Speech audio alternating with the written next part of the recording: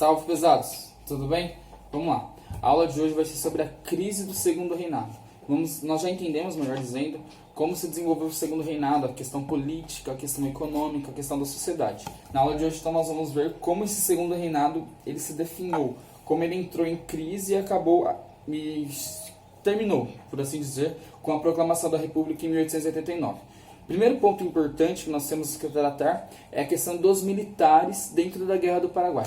A política externa do Brasil, ou seja, a relação do Brasil com os seus países próximos, ou seja, com o Paraguai, com o Uruguai e com a Argentina, era muito conturbada.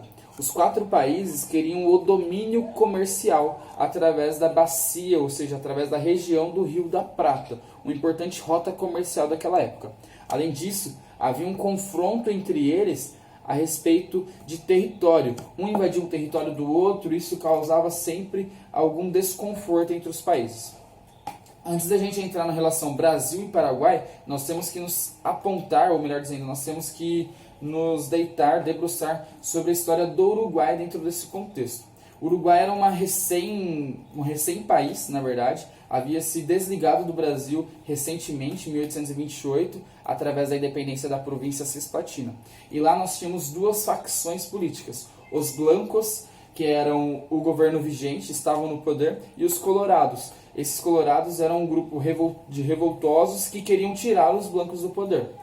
A situação é a seguinte: os blancos eram aliados de Solano Lopes, então governante do Paraguai, enquanto os colorados eram aliados dos estanceiros, ou seja, dos produtores de charque ou dos criadores de gado da região do sul do nosso país, certo? Obviamente que Dom Pedro II, uma sacada genial, ele estava apoiando esses estanceiros por conta daquela Revolução Farroupilha que havia acontecido décadas antes, 2 décadas antes, certo?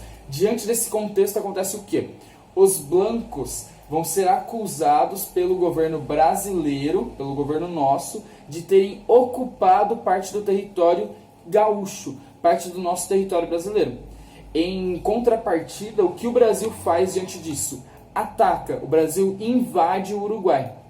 Isso daí afetava não somente o Uruguai, mas afetava também Solano Lopes. Lembra que Solano Lopes era aliado desses blancos? Sendo Solano Lopes líder, governante do Paraguai, ele vai fazer o que contra o Brasil? Ele vai também invadir o Brasil. Diante disso, a gente já tem um cenário de guerra. Nós temos o Brasil, por um lado, aliado aos colorados. Além disso, nós também temos a Argentina, que também tinha um conflito histórico já grande contra os paraguaios. Então, une-se numa tríplice aliança brasileiros, uruguaios, ou seja, aqueles colorados, e os argentinos, contra que governo? O governo do Paraguai, que havia invadido o Brasil, certo? Essa relação, essa turbulência vai durar de 1964 até 1864 até 1870. E podemos dizer que dentro do século XIX foi a maior guerra envolvendo países da América do Sul, certo? Então essa poderosa tríplice aliança brasileira unida tinha menos soldados até que o Paraguai. O Paraguai era uma potência econômica e militar daquela época, certo? Então os paraguaios batiam de frente realmente com essa tríplice aliança. O problema para os paraguaios vai ser o quê? Uma batalha chamada de Batalha do Riachuelo, acontecida no ano de 1865. O Paraguai perde esse combate principalmente para o Brasil. Então o Brasil manda um grande aporte militar nessa Batalha do Riachuelo e consegue vencer os paraguaios. Esses, por perderem a Batalha do Riachuelo, perderam também o controle do Rio Paraná e a maior fonte de abastecimento. Então o Paraguai, que não tinha rota para o oceano, agora ele também já não tem uma rota interna de comércio ali através dos rios, principalmente do Rio Paraná, certo? Perdendo abastecimento, facilmente o Paraguai enfraquece e nos 5 anos posteriores ele vai acumulando várias derrotas militares, o que possibilita então para que a Tríplice Aliança vencesse essa Guerra do Paraguai.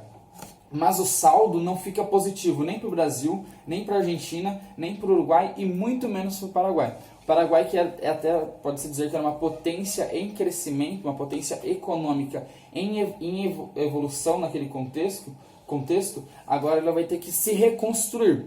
O Brasil não estava na nata, não estava por cima da onda só por ter ganhado a guerra. Na verdade, não. O Brasil acumulou ainda mais empréstimos com a Inglaterra para conseguir vencer essa guerra do Paraguai.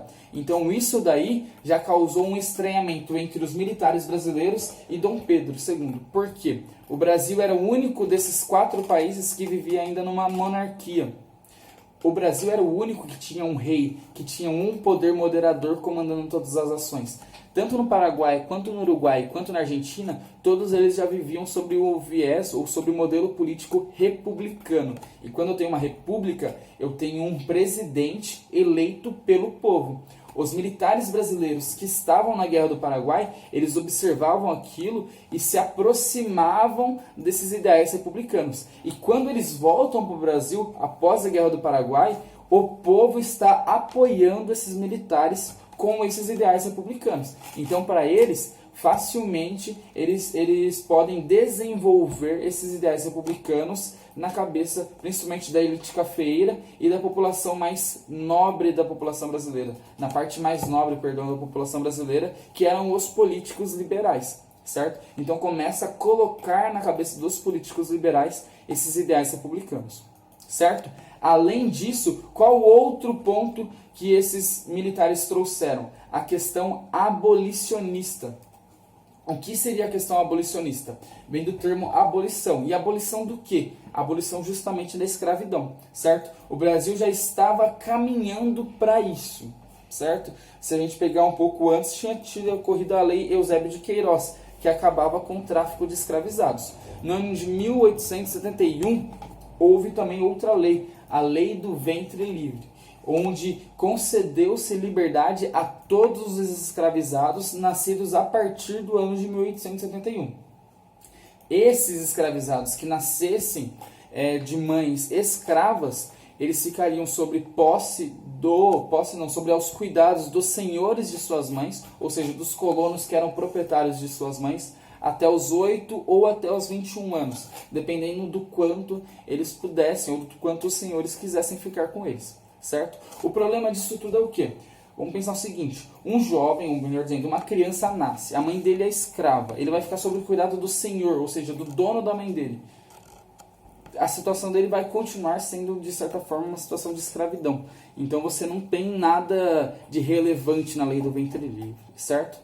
A outra lei vai ser a lei dos sexagenários, ou seja, que nome palavra estranho, que palavrão, né, professor? Vamos lá. Todo escravizado acima dos 65 anos seria liberto. Problema.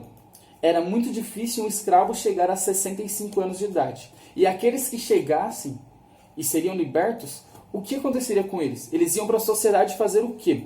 Se você viveu 65 anos da sua vida no regime de escravidão, quando você é liberto, você vai fazer o quê? Sendo que o Estado não te dá nada, o seu antigo dono também não vai te auxiliar em nada, certo? Então essa lei do sexagenário, ela foi lei para inglês ver, ou melhor dizendo, uma lei só para tampar o sol com a peneira, porque de abolição da escravidão não tinha nada dentro dela também. Na verdade, ela era até boa para os donos escravizados, que não precisariam mais cuidar dos seus escravos quando eles adoecessem durante a velhice, certo?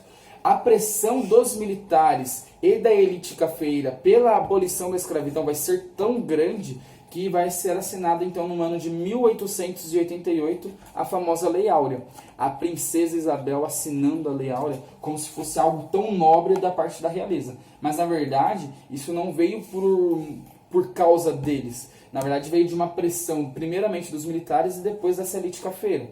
Lembrando que essa elite cafeeira não usava mão de obra escrava, eles usavam mão de obra imigrante. Então por isso que para eles era vantajoso os escravos serem livres. Uma vez que os escravos sendo libertos, eles se tornam possivelmente consumidores desse café. Se tornam consumidores, geram o quê? Geram dinheiro para o bolso dessa elite, certo? Vamos lá. Diante desse cenário, nós temos a ascensão aí de um terceiro ponto, que é a questão religiosa e também a questão militar. Já falamos do militar na Guerra do Paraguai e também posteriormente na questão abolicionista. E ele aparece agora de novo, certo? A questão religiosa ela é bem pautada, ela é bem simples. Acontece o seguinte, o Papa estabelece que todos os católicos ligados à maçonaria, que é de acordo com com a igreja, uma seita, certo? Todos os católicos ligados com a maçonaria, eles deveriam ser excomungados. O problema para o Dom Pedro diante disso: os maçons eram a camada mais rica da sociedade. Se ele excomungasse esses caras se voltariam para o governo dele, que já estava entrando em decadência. Então, ao invés de excomungar, o Dom Pedro, na verdade, protege esses ricos maçons. Ele passa a proteger esses rituais da maçonaria, certo? Ele vai entrar em um conflito muito grande com a igreja. Esse conflito vai durar 2 anos, até que ele passa a adotar as exigências da igreja. Mas até aí, a própria igreja católica vai passar a adotar esses ideais republicanos também, justamente para tirar o Dom Pedro II do poder aqui no nosso país, certo? A questão militar vai ser de que modelo? Os militares voltaram então da Guerra do Paraguai. No ano de 1870, eles criam o Partido Republicano. Em 1873, eles têm uma das principais reuniões, a chamada Convenção de Itu, realizada aqui próximo de nós, onde hoje é o Museu Republicano, na cidade de Itu, interior de São Paulo, certo? Essa Convenção Republicana vai ser um marco importante nessa crise do Segundo Reinado. Por quê? Vão ser onde vão se reunir várias pessoas, vários partidários desse novo ideal político no Brasil, que seria a instauração de uma república, principalmente representado pelos militares e pela elite cafeeira, certo? Os militares, com o passar do tempo, vão fazendo forte oposição ao Dom Pedro II, até que chega o fatídico ano de 1889, em que eles lançam uma carta, eles enviam uma carta para o Dom Pedro II, dando de total forma, um ultimato para ele, dizendo a ele o seguinte: ou ele sai do país, ou os militares iriam tomar o país dele à força.